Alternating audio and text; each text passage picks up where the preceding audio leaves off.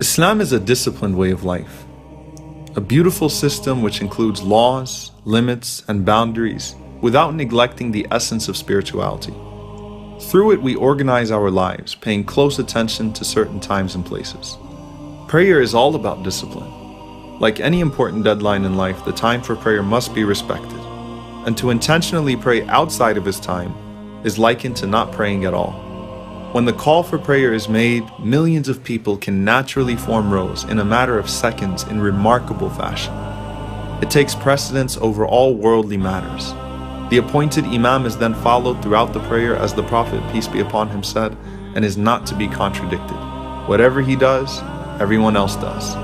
Allah looks only at the straight line, and through the rows of people, it is hoped that the hearts will be aligned as well. Not to mention Ramadan, which represents the highest level of spiritual, physical, and emotional discipline. No matter how hungry you are, you're forced to learn self-restraint and hold yourself back, and the clock becomes a glaring "do not eat" sign. Your entire day is structured in accordance with the times of prayer, and in Ramadan, you know exactly when Fajr and Maghrib are.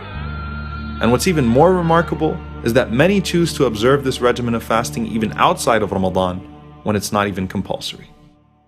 Think of your zakah as God-given taxes.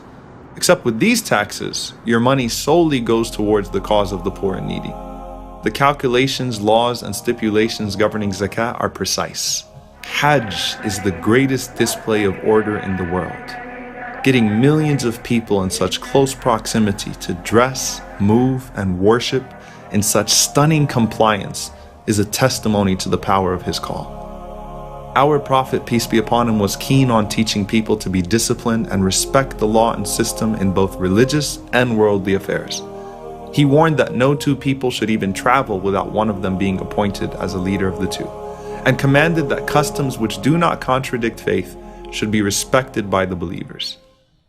Many times we disregard order and discipline thinking that we are the exceptions to the law. And when we do that, so does everyone else. And I mean everyone. Why am I bringing all of this up? Last Ramadan, I was driving my car on a not so busy day. I stopped at every stop sign, even though I sometimes found it pointless to do so. But I'm sick of all of these signs and red lights. I don't see any police anyway. Just as I thought that, I hit a man crossing the road. I didn't even notice him until after I hit him. I panicked. My heart was racing. I jumped out of the car to see what happened to him. I immediately apologized to him and told him I'd get help right away.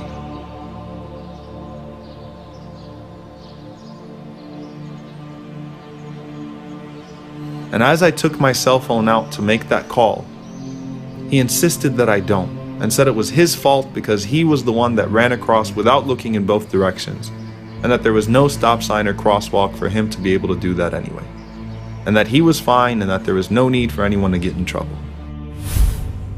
But I had to hold myself accountable.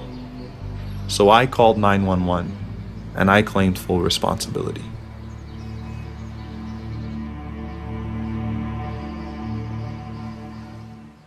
When I think of what happened that day, even though the fine was pretty hefty, I have no regrets for punishing myself. I only regret my recklessness. You know, you might think that that stop sign or red light is pointless, or that you, unlike others, are actually in control when you text and drive. But all of these things are meant to ensure the safety and security of people. And that's part of faith as well. Rasulullah, you taught us to be patient, respectful, and disciplined, to not act in a way that would be detrimental to ourselves or to those around us. No one in your presence felt threatened, and nothing that would be considered good was disregarded by your call.